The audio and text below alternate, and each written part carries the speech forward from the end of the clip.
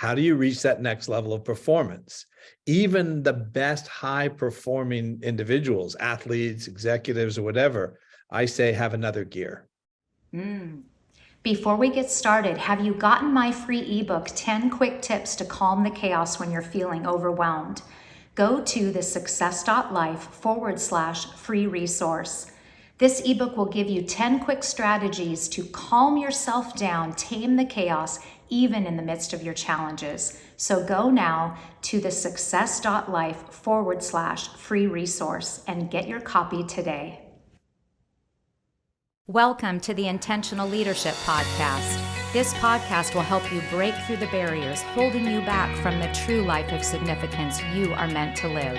I'm your host, Janelle Bruland, and I invite you to join me each month as I share leadership lessons and specific strategies to transform your leadership, crush your goals, and love your life. As a high-achieving entrepreneur, there was a time when I was overwhelmed doing all of the things and found myself overworked and overcommitted. Through the power of intention, I learned how to shift my mindset and create success habits to achieve a healthy work-life balance and true joy in my life. Now I'm here to help you do the same. Don't just be the CEO of your business, be the CEO of your life. Let's get started. Hello, everyone. Welcome to the Intentional Leadership Podcast. As a high-performance leader, do you ever wonder what it would be like to take your performance to that next level? Well, you're going to want to hear from today's guest, Dr. Dawn Wood, and I'm so excited, Dawn, that you've been able to join us today. Welcome to the Intentional Leadership Show. Oh, I'm excited. I couldn't wait to get on here. I think we have so many great things to share together. So thank you for the invite. You bet. Well, let me tell you guys a little bit about Dr. Dawn. So Dr. Wood, PhD, author, speaker. He's founder and CEO of the Inspired Performance Institute and creator of the patented TIPP method. TIPP is a cutting-edge method inspired and developed through the newest developments in neuroscience and designed to clear away the effects of disturbing or traumatic events, repurpose old patterns, and clear away the effects and set the individual's mind up for peak performance. We want to hear about that. In essence, it reboots the brain's stuck thought pattern, making it possible to enhance alpha oscillations with a non-invasive and effective shift in brainwave activity. Author of 2 top-selling books, Emotional Concussions, and You Must Be Out of Your Mind. Welcome again, Dr. Dawn. We're just so excited, and I know this audience is really going to appreciate our time together today. Well, thanks, Janelle. And I'm excited because your audience is exactly what I love talking about is how do you reach that next level of performance? Even the best high-performing individuals, athletes, executives, or whatever, I say have another gear. I love that. So tell me more about that. Well, what I really discovered is that when we have events in our lifetime that have sort of been, looping around, it's actually draining energy. And so what I have found is that when you can perform in an alpha brainwave state, that's where you reach your peak performance. And so people have difficulty doing that all the time. But what I do is show you how you can do it, because I'm going to take away the things that are interfering with your ability to stay in that moment. And we call that staying present, being in the moment, right? So if you read all the self-help books, they'll tell you that that's the key. However, the human mind works a little differently. And so you actually have to train it and develop it to be able to do that, to reach your highest level of performance. Okay, that makes sense. So for those in the audience that aren't familiar with the different brain waves, can you tell us just a little bit more about that and why the importance of helping people get to a different brain state? Yeah, so we can measure it. So we basically have 4 brainwave states. You have beta, alpha, theta, and delta. Okay. And so to give you an example of what they do is beta is fairly fast. So you're operating at about 15 to 30 hertz, or think of it cycles, like hertz is an energy measurement, right? So 15 to 30 hertz. So if you're in a very high stress state, you're going to be in a fairly high beta brainwave state, very active. Okay. When you move into alpha, alpha is between 7 and 14 hertz.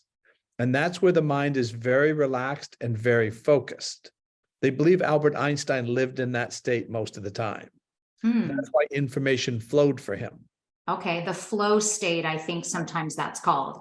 Yep. And so as an athlete, I've been an athlete, and I encourage all my athletes, I want them performing in alpha, because you're very, very relaxed but focused.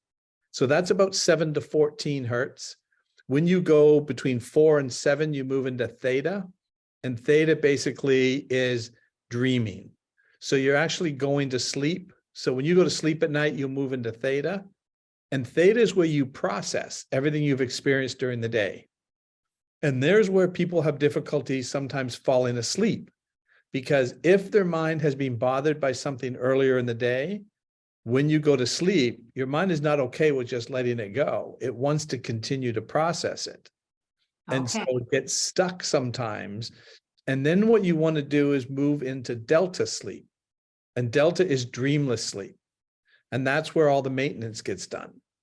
So if you're stuck in theta longer than you should be, you're not getting enough maintenance time. So there's where people start to become unhealthy, because they're not getting enough restoration. Sure. And so in theta, basically, there's a part of the brain called the thalamus. And the thalamus is, think of it as the air traffic controller. It's managing all the information coming into the brain and distributing it to wherever it needs to go. So the thalamus, if it has a lot of activity because you've been stuck in a high beta state, it's continuing to process that data. And the thalamus is also responsible for sleep. So it doesn't want to rest until it processes the data. And there's where traumatic or disturbing events are also stuck in that state, and the mind wants to fix it. Interesting. So you've shared stories with me about some high-performing athletes that were feeling, maybe they were feeling stuck, or maybe they weren't stuck, but just wanted to get to that next level of performance. Can you share a story of one of the athletes that you've worked with and give us an example of how this method is effective? Well, I know you're a golfer and I'm a golfer, so I'll share a golfer story. I love it. There's a gentleman, Tim Burke, and Tim Burke is a competitor in the World Long Drive Championships, you know, those big, as far as you can hit the ball. So Tim came to see me in 2019, and obviously he's a phenomenal athlete. He's built like Superman. He literally is. He looks like a Superman. So he's a physically, you know, impressive guy, and very, very capable, well known around the world. But he hadn't won in a few years, you know, at the level he wanted to win. So he came in to see me. This was in about February of 2019. I took him through my program. It's a 4-hour program that we take you through. And the idea is to teach you how to be able to get into that alpha state. And so anyway, Tim left. He flew out to Phoenix. That was the first tournament of the year, was in Phoenix. And I saw on the Golf Channel that he was in the finals on the Monday night. So I texted him and I said, "How you feeling, Tim?" And he wrote back 3 words. He goes, "Alpha, baby, alpha." He was in alpha brainwave state. What he talked about is, he said, "I would have been knocked out of that tournament had I not done the program." He says, "Because what you taught me how to do brought me back into that very relaxed state." And then he was able to, where he hit 2 really bad shots in a row, he remembered what he needed to do. And he says, and I felt this sense of peace come over me, and I started striping the ball again. He won that tournament. He won 2 of the first 3 tournaments of the year and made the finals of every tournament all year. And he says, I know that wasn't going to be possible without the program, because he had the physical talent, no question, but it was the mind that was interfering with him maximizing that physical talent. Wow. Right. And that's amazing. His testimonials on our site, he talks about it, that was the difference. He says, I've never been so relaxed playing a sport. He was also a pitcher for the University of Miami, as well as a baseball player, phenomenal athlete. And if you look at a guy like that, you say, wow, he's performing at the highest level. And he is, but he had another gear. His final drive in that tournament was 470 yards. Wow, that is incredible. Insane. Insane. Yeah. I told him I don't go that far on a vacation. So, so Oh, that well, was, talk that was about next level. next level. And that's what he needed, and then COVID hit. So unfortunately, a lot of the long drive stuff sort of happened, sort of stopped, right? Wasn't Sure. happening as much. But I've worked with another really great example is a marathon runner. His name is Marco Cicchetto. And Marco was a double amputee. He lost his legs below the knees from a suicide attempt. Oh, And wow. so they had to train him how to run again on prosthetics. And then they built him blades to run. And so the guy who makes his prosthetics calls me and he says, we really believe Marco's got great potential, but he seems to have plateaued. He's running really well, but we think he's sort of stuck at this level. We think it's in his mind. It's not physical anymore. Can you take him through the program? So I took Marco through the program. This is again in the beginning of 2019. And 9 days later, he ran in a race and took 15 seconds per mile off his time, which is an incredible amount at that level. And Yeah. then about a month and a half later, he ran in the Boston Marathon and broke the world record. He's now the world record holder for marathoners with amputations. And then 2 months later, ran the Chicago Marathon, broke his own world record by another 5 minutes and got signed by Nike. And what I said to Marco is, I said, Marco, I didn't make you a faster runner. You were always that fast. I just released the energy that you needed to perform at that next level. He always had the capability of doing that. So it's not me doing anything. I'm just giving them the tools to allow their brain to maximize its power. And think of it, if you've got your phone and you charge it up overnight, and then when you open it up and you start it up in the morning, 5 other programs open. Well, you're going to drain the power. Sure. So when you're performing at a world level like that, you don't want any drain except what you're working on. That should be the only place the energy is going. And that's what you do in alpha.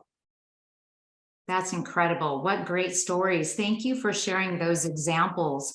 It makes me think of, you were talking about this mind-body connection. And what I really heard you say is that physically there was an issue, but it actually ended up not being physical at all. Can you talk more about that? Because I think that that is really key for our listeners to hear this piece.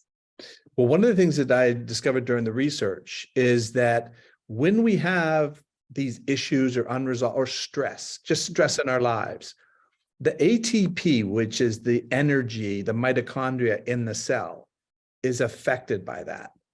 So that's your powerhouse. That's your battery, basically. So if you've got a lot of stress, then that could be coming in from previous experiences or current stress.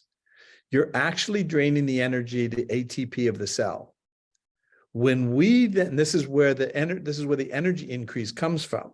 When we calm down the nervous system and allow you to stay in a parasympathetic nervous system response as opposed to a sympathetic, you have more energy available. And that's going to show up somewhere in performance. And so it was really interesting because we worked with, I took a whole team of people who work with these world-class athletes through our program. And when I started talking about the ATP and the mitochondria and how it affects our performance, the one guy stopped me. He says, you just blew my mind. He said, I'm working with these world-class athletes. These are the best of the best, right? They're prime, in the prime of their career. We never, because they measure heart rate variability. Sure. We never understood why when sometimes they were at rest, they would go into a sympathetic nervous system response. We never understood that. Now what you're telling me is that these events or trauma, right, are looping, pulling energy, and they go into a sympathetic response. And I said, it's exactly right. He says, we knew it happened. Sure. We just didn't understand why, because these guys don't look like they're having anything. They're under that stress or they're having those issues. But everybody, from the highest performing executives that you're dealing with to the highest performing athletes in the world, all have the same issues. And so what I've done through the research and put the program together is show them how to maximize that. And that makes so much sense. In our central nervous system, and the parasympathetic and the sympathetic, we need them both, and they're both important. We have that stress response for a reason. It's there to protect us. But we talked about how it's like when you're in that sympathetic mode all the time, it's like you have your foot on the gas pedal, and when you're doing that constantly, that just doesn't work. You've got to be able to tap into that parasympathetic side, as you mentioned. And so many of us, especially those who've been under really high stress or have had some periods of trauma in their life, that you tend to be in this fight or flight and just stay there. That we talked about, that alarm that just stays on in your brain because you think there's something that you have to be doing to protect yourself. Exactly. And the sympathetic nervous system response is an emergency management system. And for a lot of people, it becomes an operating system. It's not meant to be an operating system. No. It's meant to turn on and turn off. And it does exactly that in the animal world. So a zebra cannot feel fear of a lion unless there's a lion present. Zebras aren't imagining lions, thinking about lions, remembering lions. But if a lion shows up, they will go into a sympathetic nervous system response, perfectly designed system. When they escape the lion, they'll go back into a parasympathetic, a rest and digest, perfectly designed system. Janelle, the issue that we have as humans is we store explicit memory about lions. That keeps putting us into a sympathetic nervous system response, even though there's no lion present. That makes so much sense, and so true. In our world, we have this human capacity, the reason that we just keep thinking and ruminating over that particular situation, where you're going to have the zebra is not going to be talking to his fellow zebra saying, "You'll never believe what happened to me," and going over that event over and over again. For them, it's over, and we can learn something from our animal friends for sure. That's just the way their brain works. We have two very unique features that animals don't have. And that's causing what I call glitches. Our computer is glitching. There's nothing wrong with anybody. There's nothing wrong with anybody's mind. Everybody's mind works perfectly fine. But if it's constantly running on this trauma loop or this stress loop, it's going to continually activate the nervous system. And the sympathetic nervous system 100% of the time overrides parasympathetic. If there's a threat, your mind doesn't say, well, we don't really have to do much about this. It's an automatic, autonomic nervous system response and will override reason and logic every single time. And you can't stop that until you can learn how to reset it. I love that. And that's the good news, is that scientists used to think that the brain you had once you were an adult, that's the brain you're always going to have. And it's wonderful that you can actually reset, reboot the brain, fix those glitches so that you can have this better performance and ultimately a better life. So that's really great. I want to ask you, Don, what got you into this? I know I was able to come down to your institute in Florida. It was fabulous. I can't wait for others who are listening to be able to check out your program and see your facility and the wonderful things that you do. But you have a very interesting story of how you got yourself into this research and wanting to help people in this way. Can you share that with us? Yeah, no, I'd love to. So I would never in my wildest dreams have ever come up with this if it wasn't for my wife and daughter. They were really the inspirations behind it. My wife grew up in a very traumatic household, and I grew up in the opposite. We talked about this, we shared that, right? That I had an idyllic childhood, no trauma. I met my wife, she had the opposite. And she was high functioning. So if you'd met her, you'd never known it, right? She was very, professional, what she did, but was living in fear all the time. And then when my daughter turned 14, she was diagnosed with Crohn's. And they said, there's no cure for Crohn's. We don't know what causes Crohn's. She's just going to have to manage this for the rest of her life. Take her off of gluten and dairy, all these different. So autoimmune shows up a lot when people have had trauma. Now, we didn't know my daughter had trauma. She had never disclosed it to us. And then she developed a second autoimmune disorder called idiopathic pulmonary hemosiderosis. And I was adopted, so we didn't know my family history. So that's when my wife said to me, this must be coming from your side of the family. This must be your Of course, fault. it's your fault. It's my fault, right? And so that's what made me start to research it. Why is this happening? And I made a direct connection between stress and trauma, right?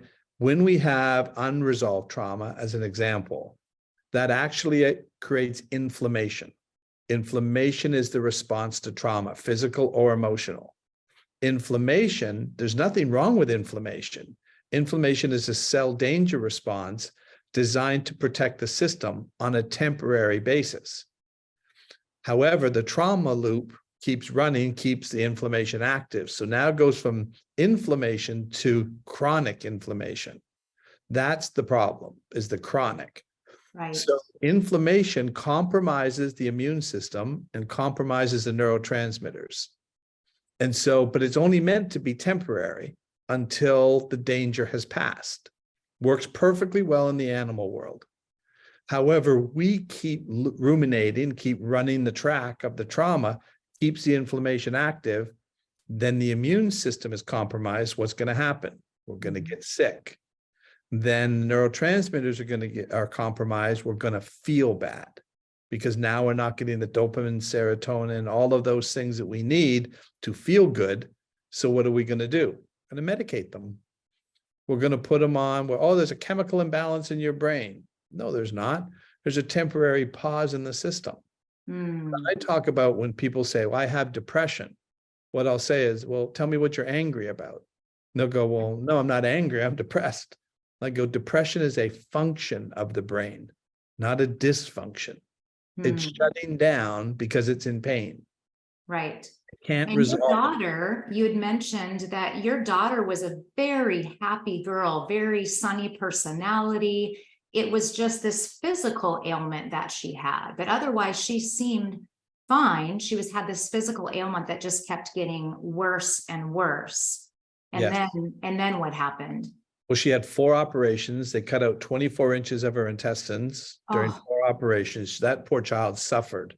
Well, I'll tell you, she still smiled. She still, like, she was loving, smiling, but just in pain. She hadn't shared with us that she had had some abuse when she was 6 that we were completely unaware of. Devastated my wife because she was like, how could this happen on my watch? Right? I was so careful, so protective, but it happens. So that's what was creating the issues, which was creating the inflammation, compromising the immune system. So she was getting sicker, and then also the neurotransmitters. So she was struggling, but she's an actress ever since she was 4. So a lot of that was a really good act because she was living in this beautiful, loving home. So in her mind, what have I got to be upset with? So she kept up the facade of I'm okay. And yet she was struggling physically. But the great news is that once we got to the issue, the core issue, which was the trauma, and we resolved it, what I do with our program, her Crohn's is gone and her lung disorder is gone. And they would say, that's impossible, right? But it's certain, she's living proof that when the nervous system comes back into regulation, it can do maintenance. And so the inflammation came down, right? And then the system, as you know, our bodies and our minds are designed to heal. Right. Interfering with the healing is if you're being chased by a lion, you're not going to get much maintenance done. Your mind is not going to be worried about fixing that sore knee when you're being chased. You're not even going to feel the pain. You'll be able to run full speed as if you had no knee injury. I don't care if you got a torn ACL. You will run, right, as fast as you can. When you get away from the lion, now the pain's going to start. Sure. And your daughter, she had Crohn's for years. They couldn't do anything. She had 4 major surgeries. And then she worked with you to actually address what was going on in her brain. And then tell me about the visit, then her later going to the doctor to get a routine checkup and what it said on her chart and that conversation. That was so interesting. Well, it was actually what had happened is she developed a cyst on her ovary. Okay. Now, here's one of the things that we're still learning is that when they use steroids for her Crohn's and steroids for the lung issue, What we have now found is the overuse of steroids creates PCOS, polycystic ovarian syndrome. So we didn't make this connection yet, but the cyst that had formed on her ovary was really from the overuse of steroids. Okay. But the doctor came in after the operation and he said, I removed the cyst. And he says, but I'm confused because your chart says you have Crohn's. And she goes, yeah, I have Crohn's. And he goes, well, I operated. There's no evidence you have Crohn's. And she goes, yeah, I haven't had a flare-up in a long time. And he goes, but you're not on medication for Crohn's. She goes, no, I don't take any medication now. And he goes, I hate to tell you this. You've never had Crohn's. And she's going, Wow. no, I've gone down to like 95 pounds, right? I've had 4 resections done on my intestines with 24 inches taken out. He goes, well, Crohn's doesn't go away. It's either active or suppressed by medication. And so I explained to him, as I said, I believe her Crohn's was a result of this unresolved trauma that created that inflammation. And then the only way you guys could deal with it was to manage it with steroids, bring the inflammation down, and then take out pieces. Because what happens is the cells go into that cell danger response.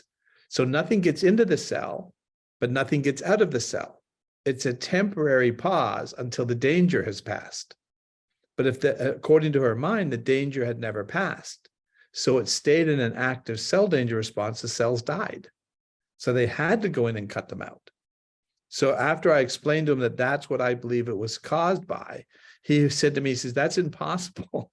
If that were true, you'd have a Nobel Peace Prize. I said, you tell me what Crohn's is. He goes, Crohn's is a lifelong debilitating disease with no cure. I said, I'm sorry, I disagree. Crohn's is just inflammation. And so now we're realizing that cyst that's starting to show up is coming from the steroid. Now that's physical. Sure. Coming from psychological anymore. That's the overuse of steroids. So I know you deal with a lot of women, successful women who have daughters and even themselves. Be very aware that overuse of steroids may show up in an ovarian cyst formation. So be aware of it. Like, again, we didn't know that. This is just showing up because then all of a sudden she's never been more than 115, 120 pounds, right? And all of a sudden she puts on 30 pounds out of nowhere. Wow. And it's like, and couldn't understand where it was coming from. That's where it's coming from. It's basically an insulin resistance issue that gets created by that as well. Okay. Wow. That's really, really interesting. And what an amazing story, and fabulous that you took charge. And I think you told me that your wife said that you had to figure this out. That's what she said. With the lung disorder, she says, you need to figure this out or we're going to lose our daughter. Oh. And the lung disorder really could have been, because what they told us is we don't know what causes this hemosiderosis, but she should live near a hospital because her lungs could fill up in 15 minutes. Oh my. And only 1 in 1.2 million people get that. So it's very rare. So there was no research being done. So we had to figure it out. And that's really what I said, this is an autoimmune created by the same thing that created the Crohn's. Because I met so many people who had autoimmune disorders and the connection was trauma and stress. Interesting. And if we don't get to the root of that problem, we manage the symptoms, we're never fixing it. And that's all they were doing with my daughter. Yeah. So we've talked a lot, Dr. Don, about the power of optimism and how important that is to choose that right perspective in our life, that really helps us overcome. Now, this was a situation with your daughter that she was a very optimistic child, an optimistic young woman, but yet there were these other things going on in the background. So I want to talk about how important optimism is, but first, talk about that place for optimism and where you need to go get some help if you find that you continue to have these recurring issues that just continue to get in the way. Well, that's what I think what the optimism comes in, is because the belief, right, that we're created to heal, right? Supposed to heal.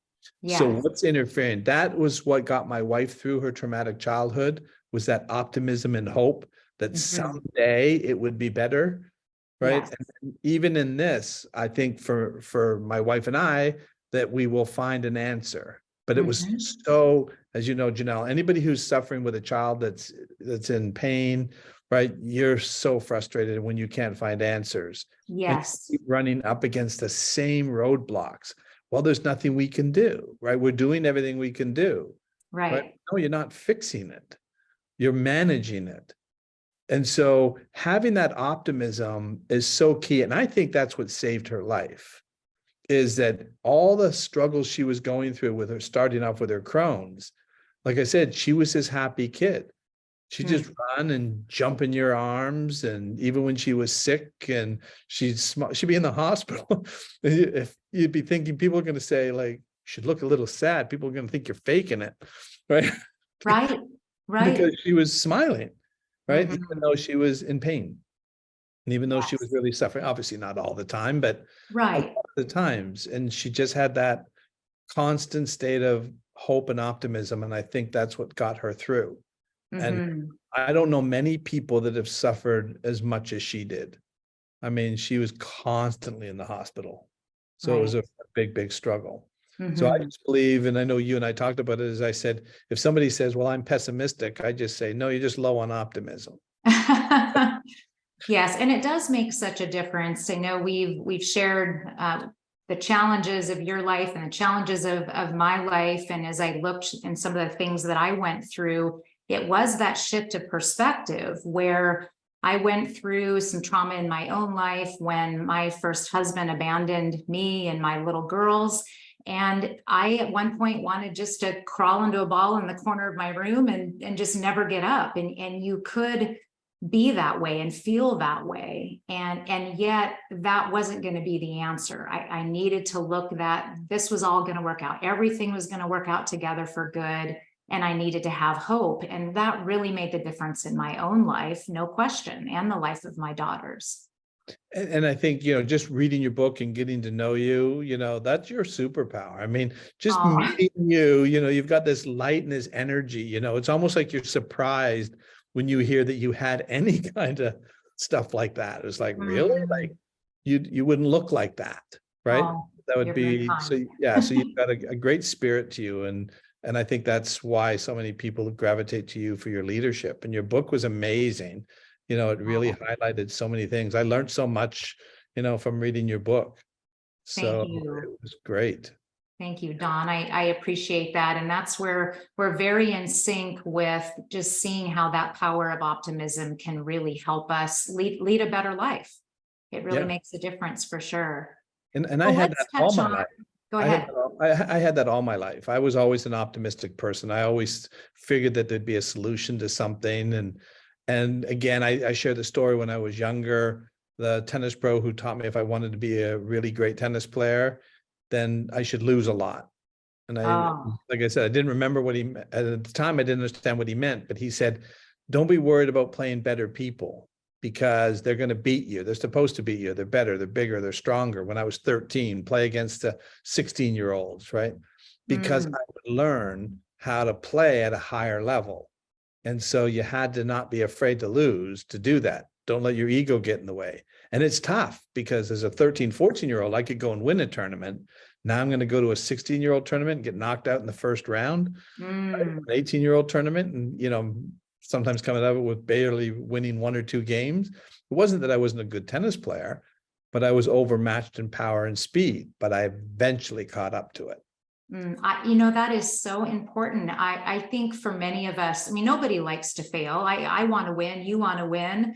But yet those times of failure, I think if we think about our lives, both personally growing up and as business professionals, it's those times where things didn't work, where we tried it anyway and it failed, that we learned so much to be able to then take from that and be able to make changes to take us forward, to be able to learn and to grow and to have success. I mean, for you, certainly the first time that you started coming up with this treatment methodology, I mean, certainly you hit some walls trying to figure that out, and you could have given up along the way and just said, well, everybody's telling me this isn't going to work. I'm just going to give up. So many times I had people say, you can't do that. I'm saying I can eliminate post-traumatic stress. I can eliminate anxiety and depression. You can't say that. It's exactly what we're doing. We actually got a patent on it, right? That I say, again, it's the same thing. The brain is never trying to hurt you. When people say, oh, I sabotaged myself, I go, no, your brain was protecting you, right? It's always designed for survival. And it's always, and the great part about this is we can train the brain to do whatever we need it to do. And so there's where that hope and optimism comes in. If you get knocked down and you say, I just keep getting knocked down, everybody works against me, everybody's going to knock me down. What's the point in getting up and fighting? I'm just outmatched. Well, you're probably going to have trouble getting up. But if you can continue to get up and continue to fight, and you've done that, I've done that in my life, maybe not to the extent other people, my daughter, geez, I really have to ask myself if I could have had her strength. I don't know. I mean, that was tough. Right.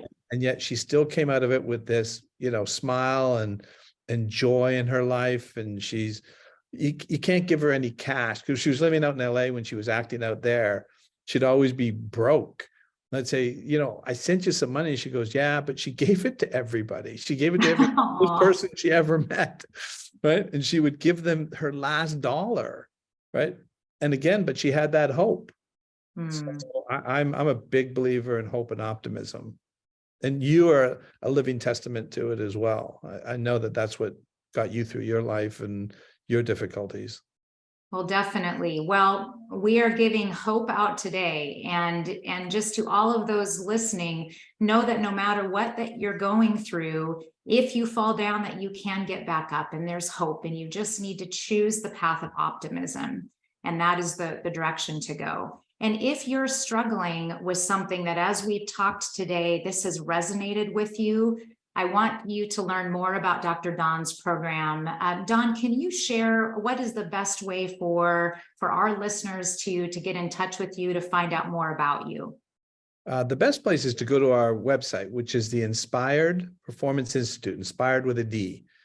And then we have all our testimonials. You can go there and check out. There's a lot of people you may relate to. People who've had we've had people from addiction to the highest performing athletes and executives that you'll ever meet, talk about how it could change their lives. Everybody could benefit from it.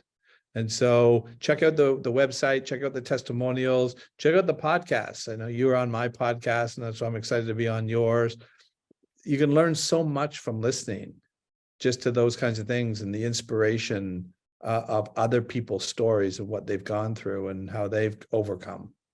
Absolutely. Well, thank you so much for your time today. This has been so much fun. And please, listeners, go and check this out. Learn more about Dr. Don and what he's doing. And Don, thank you for the inspiration that you are, and for going against the odds and finding this treatment that can help people really take care of unresolved issues in their life that are standing in the way of their optimum performance and being the best that they can be. So thanks again, and we'll look forward to talking again soon. Thanks, Janelle. I appreciate it. Thank you for joining me today on the Intentional Leadership Podcast, where you will learn how to transform your leadership, crush your goals, and love your life. Each episode, I will teach you something to take your life and leadership to the next level. Then at the end, I will challenge you to take action on what you have learned. If you're enjoying this podcast, will you please take a moment to leave a positive review? This helps get the message out to impact as many people as possible. And please subscribe to this podcast. That way the episodes will drop each time a new one comes out. Remember, when you grow as a leader, your team will grow and your company will grow. You can transform your leadership, crush your goals, and love your life.